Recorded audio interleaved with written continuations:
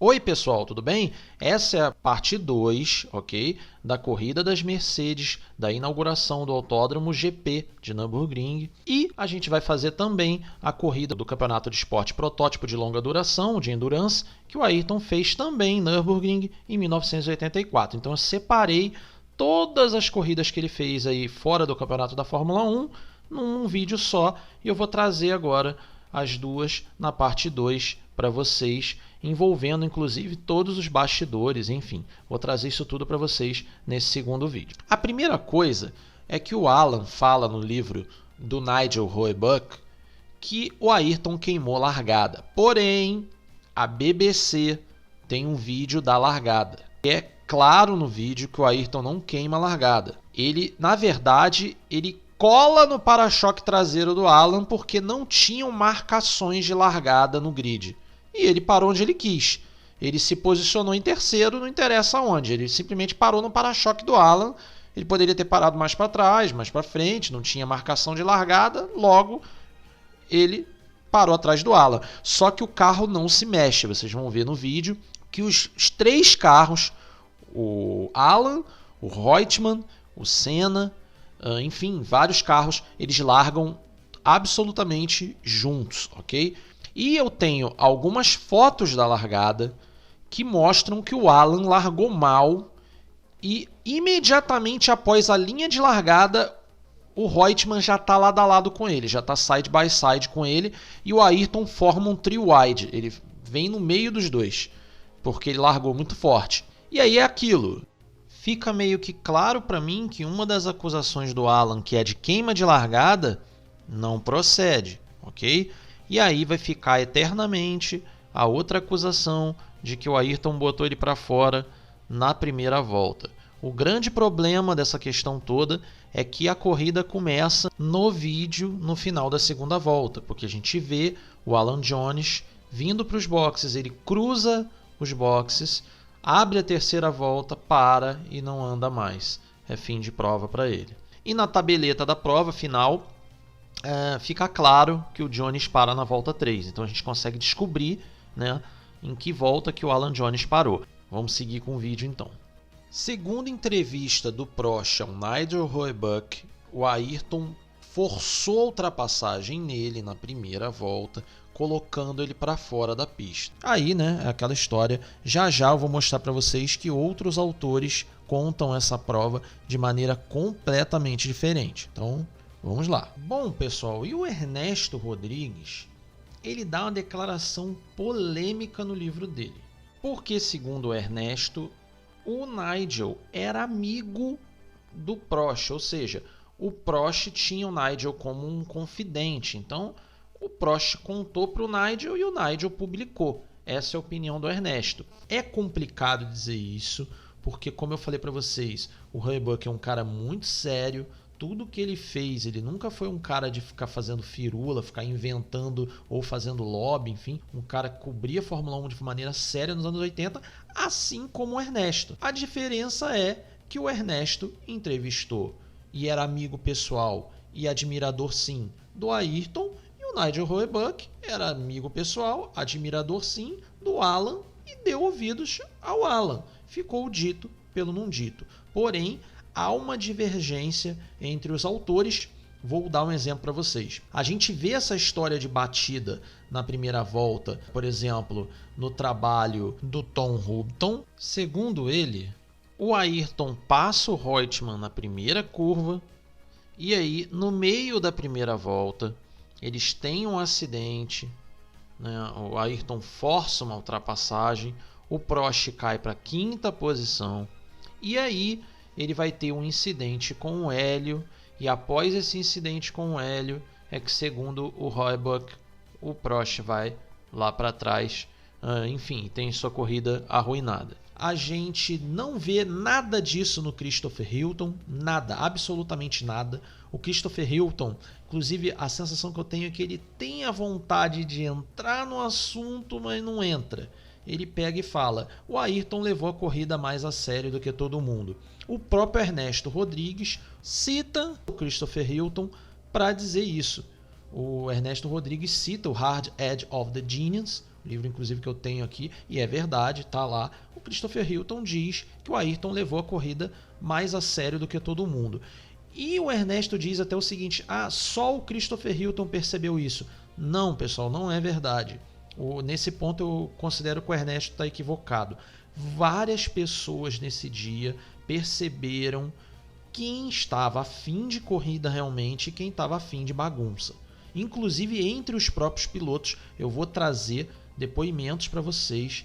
Eu vou provar para vocês que não era só o Christopher Hilton que trouxe essa história de que o Ayrton queria correr sozinho e o pessoal queria bagunça.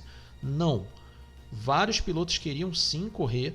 Eu tenho provas disso e tenho depoimentos de pilotos sobre outros pilotos que participaram da prova. Então eu vou trazer isso para vocês já já, com fontes, tudo bonitinho, direitinho, ok?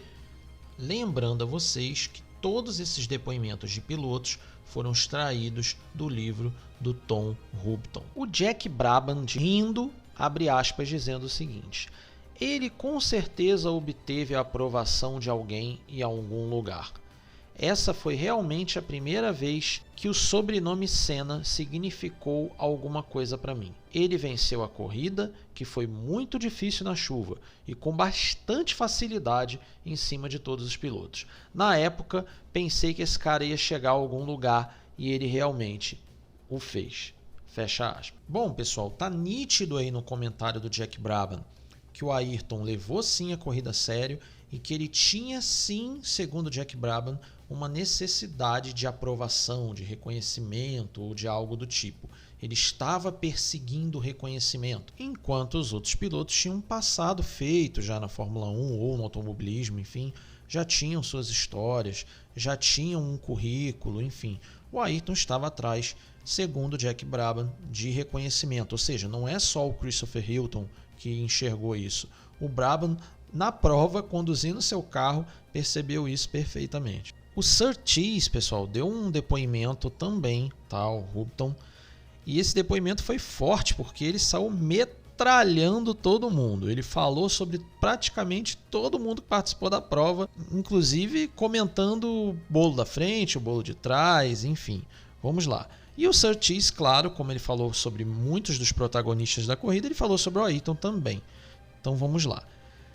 Primeira coisa que ele diz é que não era só o Ayrton que levou a corrida a sério. Então o depoimento do Surtees é muito importante. Ele diz o seguinte, abre aspas: Carlos Reutemann tinha 2 ou 3 jogos de pneus prontos para o carro. Ayrton estava usando a pista toda o quanto fosse possível nas suas tangências. Fecha aspas. Depois ele abre aspas de novo para dizer o seguinte: acho que foi particularmente James Hunt que estava usando metade do campo interno para cortar caminho nas curvas, em algum lugar do circuito. Tive um grande momento com Jack Brabham, que quase me tirou da corrida. Alan Jones foi outro que foi catar terra fora da pista. Ele e alguns outros não estavam nem conseguindo se manter no circuito, fecha aspas. Ele termina dizendo que haviam 2 corridas, abre aspas. Havia uma corrida dos que estavam seguindo o traçado, no caso, Senna, Reutemann, Lauda, Brabham, enfim, e outra dos que não estavam nem aí, cortando todo o caminho que fosse possível para chegar a algum lugar, fecha aspas. O bizarro dessa história, pessoal, desse depoimento do Surtees, é que se vocês pegarem no vídeo, eu tirei o momento certinho da captura, ok? Na verdade, essa foto não existe, eu que fiz a captura aí do vídeo. E se vocês forem perceber, quem tá ali do lado do Hunt passando pela grama é ele. Ele tá junto e tá reclamando do James Hunt. Porém, o James Hunt, se vocês assistirem o vídeo, vocês vão ver, o James Hunt ele vai para a grama porque ele tá vindo na tangência da curva e ele do nada encontra o Hélio saindo do box, de maneira inclusive perigosa. Ele encontra o Hélio, para não dar no meio do carro do Hélio, ele passa reto. É possível de se ver na hora ali, ele literalmente cancelando a curva. Ele para e vai reto, para não bater no Hélio. E o Surtees, que ainda passa reto, culpa o Hunt, sendo que ele foi junto. E o Hunt ainda tinha outra desculpa para dar ali, que se vocês olharem o vídeo com calma, vocês vão ver que o carro do Hunt sai de traseira, ele contra-esterça, o carro reboteia, e aí ele malandro, botou o carro em linha reta, ele sabia que não tinha parede, não tinha nada, só tinha grama, ele reboteou para dentro, ele aproveitou o rebote e foi reto mesmo. Esse depoimento, pessoal, apesar de ser uma metralhadora aí, metralhando todo mundo do grid, foi um depoimento importante para mostrar que o próprio Surtees levou a corrida um pouco a sério, o Reutemann, o Lauda, o Rosberg, vários pilotos levaram sim a corrida a sério. Mas fica aquela briga do autor A, B, C, você defende o piloto tal, você defende o piloto Z, o Y. Eu estou aqui trazendo a opinião de todo mundo e aí vocês tomem aí a decisão de vocês, quem levou a sério, quem não levou, se bateu, por que bateu, se não bateu. Não tem imagem, gente, eu não tenho como provar algo que eu não tenho imagem, ok? Felizmente vai ficar mais uma vez o dito pelo não dito, mas a grande importância aqui é a gente trazer o recorte histórico de tudo o que veio de informação de todos esses participantes da prova, ok? O Surtees deu um depoimento meio nostálgico, dizendo que ficou triste com a demolição do hotel ao redor do antigo circuito, que ele entende que o progresso é necessário, mas ficou triste de não ver mais o hotel. Ele diz também que ficou triste porque ele preferia que a corrida fosse feita no Anel Norte, pelo menos ele ia conhecer a pista, e que segundo ele não era muito, digamos, interessante correr com carros de rua num autódromo.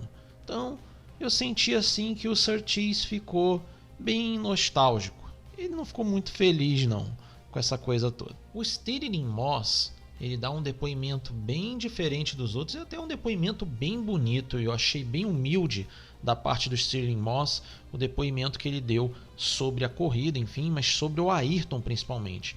Ele diz o seguinte, abre aspas, a partir daquele momento ele apenas continuou a se elevar até chegar só onde foi igualado, na minha opinião, por Juan Manuel Fangio. Fecha aspas. Esse foi o depoimento do Stirling Moss, depoimento esse então que ele iguala Fangio a Senna e não Senna a Fangio. É impressionante esse depoimento do Stirling Moss, depoimento bem bonito e realmente foram dois gigantes. A Fórmula 1 ela tem muitos outros gigantes, né? Mas se você for classificar ali o panteão dos gigantes, com certeza aí a gente vai ter Fangio, vai ter Senna, enfim, grandes gigantes aí da Fórmula 1. E o Fangio realmente foi um piloto gigantesco, um piloto que eu queria muito trazer a biografia dele aqui no canal, porque é incrível, um piloto gigante, ele é diferenciado. Eu brinco que o Fangio era um maratonista que quando ele vai para as corridas de 100 metros rasos, ele aniquila todos eles, porque ele estava num outro patamar, ele estava acostumado a correr por países. Quando ele tem que fazer corridinhas de 2 horas com carros de 1/4 do peso que ele estava acostumado a guiar, foi moleza para ele. Tá? Ele era um nível muito acima de todos da sua época. Era um gigante. O John Watson, pessoal, deu um depoimento meio estranho. Eu vou tentar explicar ele para vocês. Ele fala bem do Ayrton, mas depois ele dá uma alfinetada no final. Então, enfim, vocês entendam aí o que vocês quiserem. Ele diz o seguinte: a principal lembrança que tenho de tudo isso é do Ayrton e como ele atacou o circuito, em particular a chicane após a reta oposta, que naquela época era muito mais rápida do que hoje. Ele estava apenas lançando o seu carro na zebra como uma pedra deslizando sobre as águas. Ele foi para um nível diferente. Todos os outros estavam tomando muito cuidado porque os carros pertenciam à Mercedes. Era, suponho, o seu cartão de visita. Esse foi o padrão mínimo aceito por ele para uma exibição. Ele era claramente, excepcionalmente talentoso. Todo mundo apareceu basicamente como se fosse para tomar uma cerveja. E ele apareceu realmente para fazer uma corrida. Foi um evento divertido, um agradecimento para a Mercedes, um bom fim de semana na Alemanha, em um bom hotel e uma boa pista e uma boa corrida, e ninguém se estressou com isso, aí ele dá uma afinetada, exceto o Ayrton, é claro. É aquilo, pessoal, o Watson ele falou muito bem do Ayrton, ele disse palavras muito bonitas, mas ele deixou claro aí que o Ayrton não curtiu o final de semana. Ele foi com ímpeto, né? Ele foi committed para ganhar. Ele foi realmente empenhado, ele foi committed, ele foi, né? No português é meio complicado arrumar uma palavra para isso, mas ele foi com vontade de ganhar a prova, ele foi com gana para vencer, ele não ficou ali relaxando, brincando, conversando, até porque ele não conhecia ninguém, era muito mais fácil para ele se concentrar, ele não tinha equipe, ele não tinha nada, então ele não tinha ninguém, ele estava sozinho e ele se concentrou em ganhar a prova e ele fez isso. Bom, pessoal, e o que ficou é que o Ayrton deixou uma excelente e duradoura primeira impressão nos seus rivais, que já ligaram ali seus radares após essa primeira vitória aí do Ayrton em cima desse staff da Fórmula 1.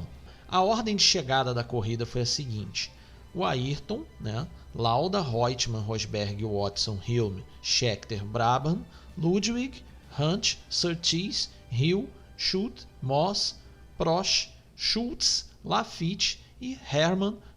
O De Angelis chegou na última posição e o Alan Jones não conseguiu terminar a prova porque teve problemas mecânicos, segundo o Hubton, causados pelo seu tratamento áspero ao carro. Aí não é comigo, tá, pessoal? O Hubton que está botando a mão dele no fogo, dizendo que o Alan Jones tratou mal o carro. É fato que a gente vê o Alan Jones com o carro já cheio de barro na primeira volta, enfim, aquela história toda, ok? Mas o Hubton deu uma sacaneada aqui no Alan. O estranho, pessoal, é que a vitória do Ayrton ela não foi popular dentro de todos os segmentos da Mercedes, especialmente com as principais figuras de dentro da Mercedes. Grave essa informação que eu vou terminar o vídeo com uma parábola bem bonita sobre isso que foi dita pelo Gerd Kramer. Essa vitória do Ayrton não repercutiu bem dentro da Mercedes, porém é impressionante a virada que isso vai ter com os anos. Eu vou contar essa história para vocês já ainda no vídeo. O Ayrton ficou muito feliz após ter vencido a prova e ele deu um depoimento ali muito importante que realmente prova a questão dele estar se botando à prova contra os outros pilotos. Enfim, ele diz o seguinte, abre aspas: agora eu sei que posso ganhar, fecha aspas. A sua personalidade ali metódica, certamente ele colocava um peso imenso nas costas e esse peso vai desaparecer com uma vitória boba, simplesmente uma vitória com corridas de carros de rua. O fato dele ter vencido em cima dos outros pilotos com um carro igual tirava um peso das costas dele. Era aquela sensação de, poxa, eu sei que eu posso vencer esses caras se eu tiver um carro em condições para vencer deles. O desempenho do Ayrton na corrida levou a vários pilotos comentarem sobre ele, chegando ao ponto, o John Surtees mandou uma carta, inclusive, para o Enzo Ferrari, dizendo mais ou menos o seguinte, abre aspas: para colocar sua equipe em ordem, seria preciso o piloto certo. Você deveria chamar Senna, fecha aspas.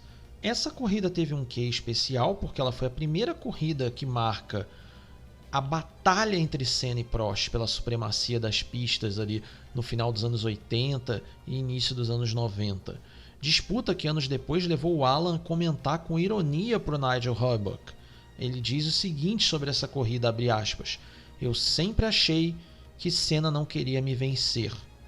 Na verdade, ele queria me destruir, fecha aspas. É uma declaração forte aí do Alan, sobre o Ayrton, que o Hurbuck publicou, e aí gera, como vocês sabem, essa coisa toda que eu disse antes, de autores aí divergindo, você é amigo de tal, você, enfim. O Tony Dodgens, por exemplo, ele dá uma declaração bem interessante sobre o contexto dessa corrida. Ele diz o seguinte, abre aspas: a maioria dos pilotos considerou essa corrida como uma diversão, porém, pilotos são animais naturalmente competitivos. Senna viu nisso uma grande oportunidade de vencer oponentes de renome em equipamentos iguais, fecha aspas. Bom, pessoal, lembra daquela história que eu contei para vocês também sobre a questão de alguns pilotos estarem correndo com a intenção de vender os seus carros? Pois é, essa história está no livro do Dodgens e ela trata do piloto Hans Hermann, tá? Piloto que correu nessa corrida, ele chegou lá nas últimas posições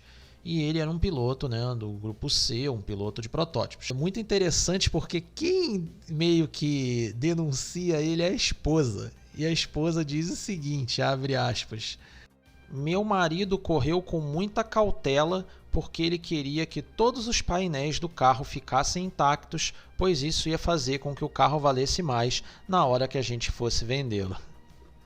Juro para vocês que a esposa do Herman falou isso para a mídia. Ela entregou a ele na cara grande. Bom, e como em todas as corridas que eu faço com vocês, eu vou trazer algumas curiosidades aí para vocês. Bom, a primeira é que a volta mais rápida não foi do Ayrton, mesmo o Ayrton liderando a corrida e chegando a quase 2 segundos na frente do Lauda. O Ayrton fez a corrida inteira com dominância, mas a melhor volta não foi dele. A melhor volta foi do grande Jody Scheckter, né? 2 minutos e 12.5.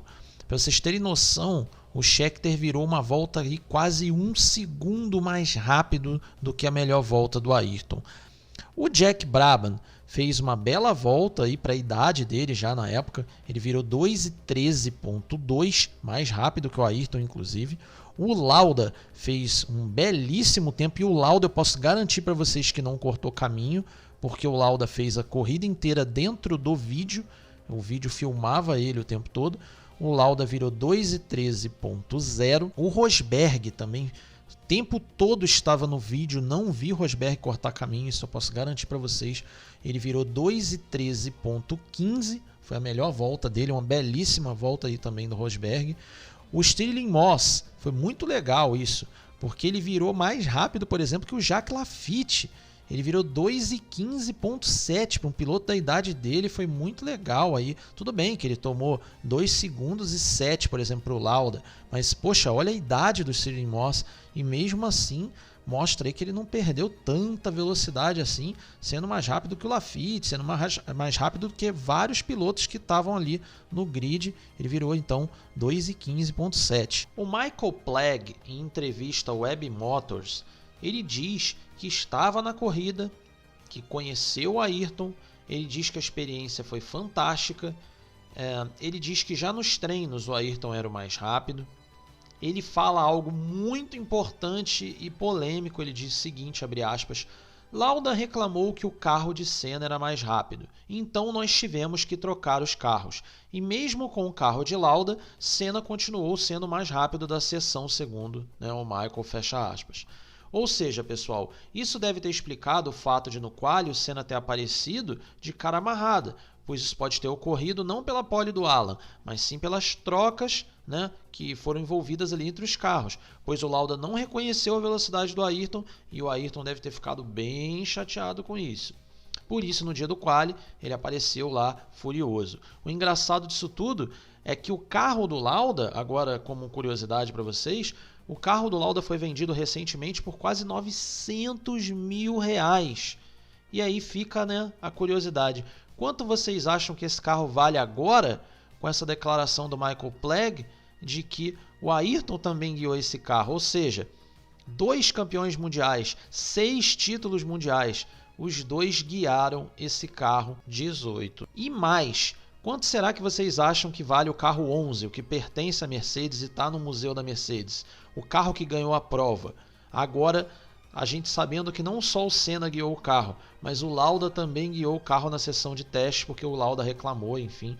Os dois guiaram os 2 carros, tanto o 11 quanto o 18. Quanto será que não vale o carro 11 com essa história aí a mais nele? Ainda mais que os 2 pilotos já não estão mais vivos, Imagina quanto não vale esse carro 11 agora com essa história que foi imputada a ele, Ele ganhou muito mais pedigree com essa história aí. Bom, quanto ao Prost, uma última curiosidade dessa corrida das Mercedes, é que o Prost já conhecia o Mercedes 190E, ele já tinha o carro há 18 meses, ok? Até a data da corrida. Ele já tinha o carro, segundo algumas publicações que eu tenho aqui, publicações alemãs. O Alan já tinha o carro. O Ayrton ele ganhou um 190E preto. Mais tarde, um pouquinho depois, o Ayrton comprou um também, segundo algumas fontes que eu estou vendo, e dizem que esse que ele comprou está na Austrália, e os caras ficam fazendo uns vídeos no YouTube aí dizendo que tem o carro que o Ayrton comprou. Não é aquele da corrida, o carro 11, mas os caras dizem em vídeos aí que tem o carro que era do Ayrton, que o Ayrton comprou. Aí, enfim, é complicado rastrear essa coisa toda, porque você precisa de número de chassi, documentação, enfim. Eles dizem que está com eles, enfim, ok? A última curiosidadezinha dos freios, que eu tinha falado lá atrás no primeiro vídeo, é que segundo o Tom Hopton, os pilotos não gostaram muito dessa história de ABS não, ok, pessoal? Porque eles diziam que o freio era inconsistente.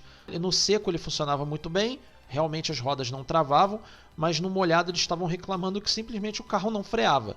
A metragem de frenagem aumentava demais no molhado e do nada o freio voltava a funcionar, do nada ele perdia potência de frenagem. Então o sistema ainda era muito primitivo, os pilotos não gostaram muito e segundo o Hopton isso era o assunto de sessão para sessão. Os pilotos se reuniam e ficavam conversando sobre o freio, como lidar melhor com ele, enfim, tentando pegar uma diquinha aqui um com o outro e tal, quem se deu melhor, pior.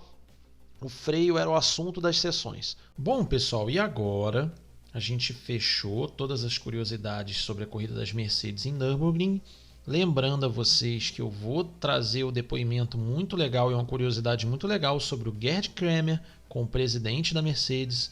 É uma história bem legal, mas eu quero encerrar o vídeo com ela, porque é uma curiosidade muito bacana. Agora eu quero levar vocês à corrida que o Ayrton fez no WSC, Campeonato Mundial aí de Esporte Protótipo de longa duração, que ele fez pela equipe Porsche Joyce Racing, ok? Vamos lá então. A primeira coisa que a gente tem que tratar é como Senna foi parar nessa corrida em Nürburgring se ele era um piloto da Toleman, né? Um piloto da Fórmula 1 na Toleman.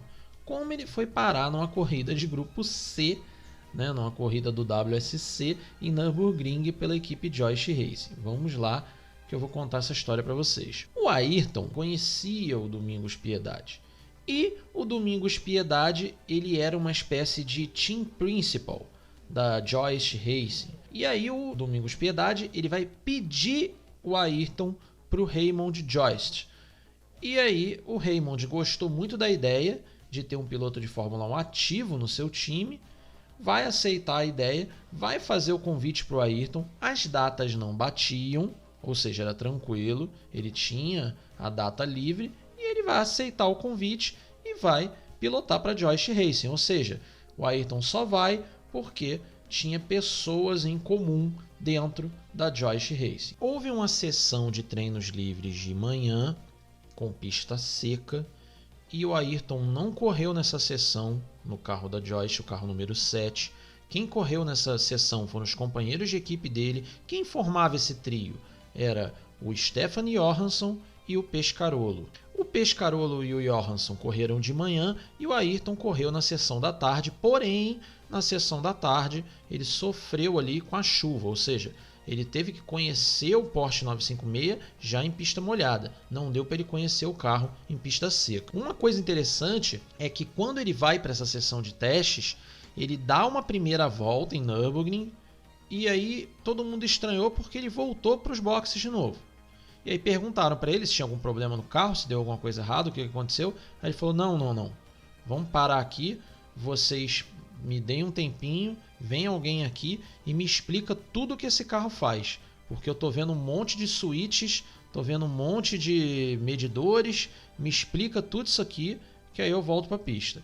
E aí beleza, foi alguém ali, fez um curso rápido com a Ayrton, segundo o Raymond, né? Explicaram rapidamente para ele o que cada switch fazia, carro cheio de interruptores, o que cada um faz, o que cada luz significa, o que cada medidor significa, enfim, deram um curso rápido ali para ele e pronto, ele voltou para a pista e acreditem vocês se quiser ou não, segundo Raymond Joyce é a realidade, o Ayrton era o mais rápido do trio no molhado, mesmo acabando de aprender o carro assim em minutos. Uma outra coisa que impressionou o Raymond foi que quando o Ayrton volta, após ter conseguido lá o belo tempo dele no molhado, o Raymond, entusiasmado, chegou para o Ayrton e perguntou, e aí Ayrton, você gostou do Porsche? Como é que é o carro?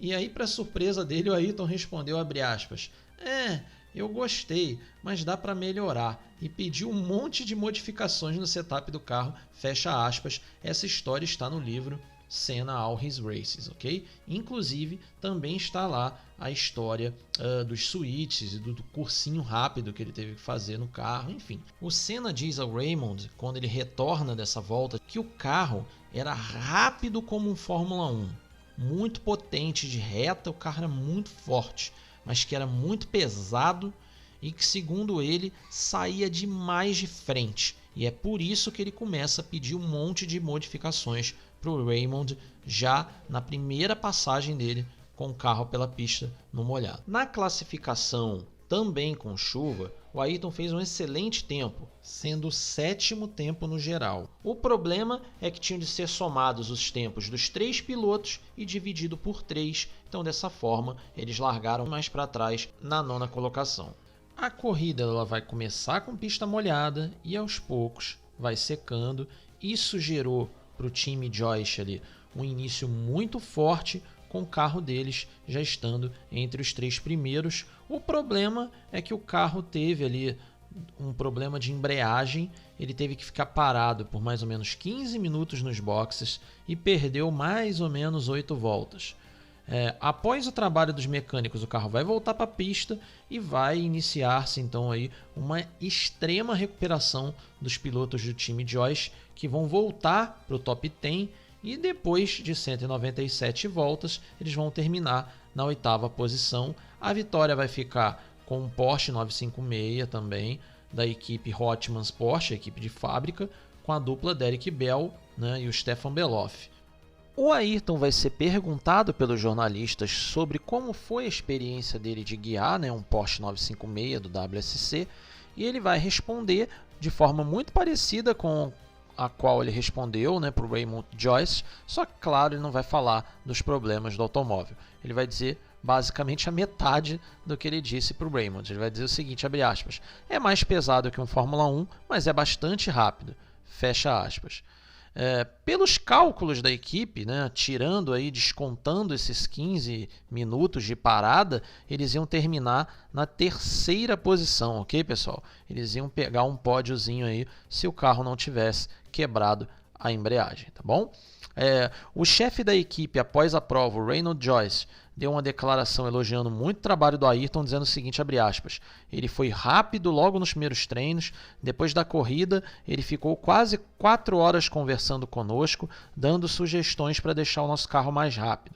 Senna queria conhecer tudo sobre o 956, trabalhou de maneira profissional conosco, fecha aspas. E agora, pessoal, eu vou usar o livro do Christopher Hilton para explicar para vocês o que aconteceu nessas 4 horas de reunião aí entre o Ayrton, o Raymond, enfim, todo mundo do time Joyce.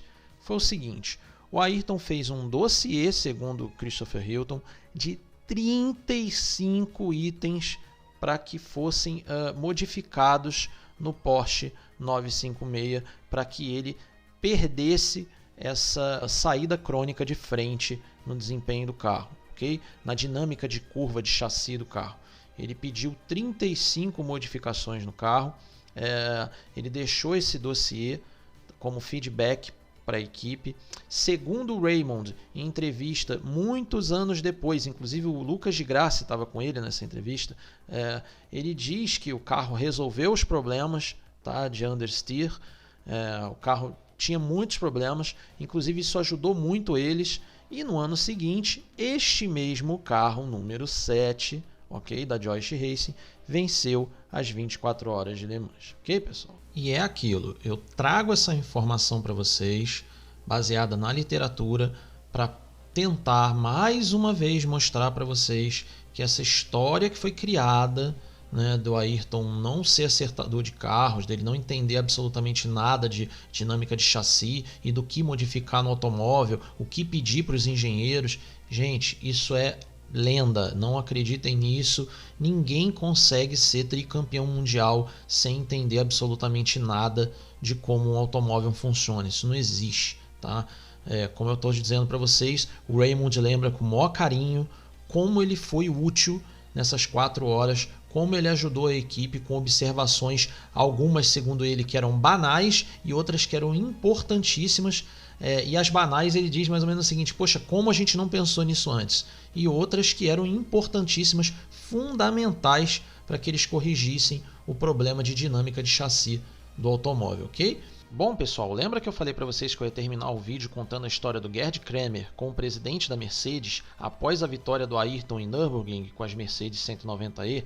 Então, vamos lá. O grande problema foi que, segundo o Gerd Kremer, O professor Werner Breintvert, que era o presidente da Mercedes na época, disse que preferia que a vitória fosse do John Watson, do Carlos Reutemann, ou do James Hunt, ou do Niki Lauda, enfim, que algum piloto de renome tivesse vencido a corrida. E aí o Kremer perguntou, olha, mas por quê? Porque a gente combinou de usar no nosso museu o carro do vencedor e era interessante que o vencedor fosse alguém de renome para a gente colocar um carro de alguém famoso no nosso museu. Esse é o problema. E aí o Kremer chegou para o Breintvert e disse o seguinte, não se preocupa não, você ainda vai ter muito orgulho de ter um carro de Ayrton Senna no seu museu, fecha aspas. O Kremer era muito amigo do Ayrton e conhecia o Ayrton, como eu falei para vocês, desde a época de Fórmula 3, e o Kremer diz ao Hubton o seguinte, abre aspas, apostar em Senna na época foi uma aposta alta. Ele só tinha 3 corridas. Tive que convencer muita gente dentro da Mercedes, não do que ele era, mas sim do que ele iria ser. Mas eu tinha convicção total de que o Ayrton não estava satisfeito com o que ele era no momento. Ele queria ser muito mais do que aquilo e eu sabia onde ele podia chegar. Impressionante. E a história termina da seguinte maneira. Anos depois, o Kremer diz o seguinte em entrevista ao mesmo, Tom Hubton. Ele dá mais uma entrevista dizendo o seguinte, abre aspas, agora, muito tempo depois, podemos dizer que temos um carro em nosso museu que foi pilotado por Ayrton Senna. Às vezes, eu encontro o professor Breintvert e nós nos encontramos muitas vezes em Stuttgart. E ele sempre diz, Kremer, você estava certo sobre o carro e sobre Ayrton. Fecha aspas. Pessoal, é isso aí, é a virada da vida, né? O Breintvert queria um carro do Lauda, queria um carro do Hunt, queria um carro, enfim, de algum piloto ali famoso da época, e mal sabia ele, que ele ia ter o único carro vencedor Mercedes, de Ayrton Senna. É impressionante, ele ia ter um carro histórico dentro do seu museu. Bom, eu espero que vocês tenham gostado do vídeo. Se vocês tiverem gostado, deixem o like de vocês. Compartilhem, tá? Em grupos de WhatsApp. O WhatsApp ajuda demais a gente. Se vocês puderem, compartilhem. Compartilhem em outras redes sociais que vocês puderem, para vocês ajudarem a gente aí a chegar nesses 10 mil inscritos, 10 mil seguidores do automobilismo brasileiro, Que loucura, tão rápido. Espero que vocês ajudem a gente aí a chegar nessa meta e, deixem um comentário de vocês se vocês quiserem adicionar alguma história que eu não tenha contado ou fazer qualquer tipo de pergunta. Às vezes eu cito pessoas e nomes e coisas, enfim. Se vocês não tiverem entendido alguma coisa, fiquem à vontade. Vocês sabem que eu sempre respondo a todos vocês. Queria deixar uma informação. Provavelmente, a partir da semana que vem, nós teremos vídeos às quartas-feiras, e às sextas. Eu quero pedir desculpa a vocês por não ter avisado isso na semana passada do vídeo de Dallas. Eu não avisei, mas então já estou avisando a vocês. Os vídeos serão quartas e sextas, mais pelos meus compromissos aqui pessoais. E sempre que possível eu vou tentar passar a dividir os vídeos em 15 minutos, ok? Aí vocês vão me perguntar assim, mas vai diminuir o tamanho dos vídeos? Não, só vou dividir em capítulos de 15 minutos, porque foi um pedido da plataforma. Eu recebi um e-mail da plataforma, eles me explicaram que não é interessante para a plataforma que os vídeos passem de 15 minutos, então eu vou sempre tentar trabalhar com 15 minutos de duração, ou seja, se o vídeo tiver 50 minutos, eu vou dividir em vídeos de 15. Se tiver 30, enfim, dessa forma, ok? Vou dividir o vídeo de forma capitulada, sempre em 15 minutos, e vou soltando esses vídeos ali entre quarta e sexta. Provavelmente quarta, quinta e sexta, quando for 2, quarta e sexta. Que aí depende da minha disponibilidade aqui, mas sempre mantendo quarta-feira, 6 da noite, ok? Até lá, até o próximo vídeo. Cuidem-se bem.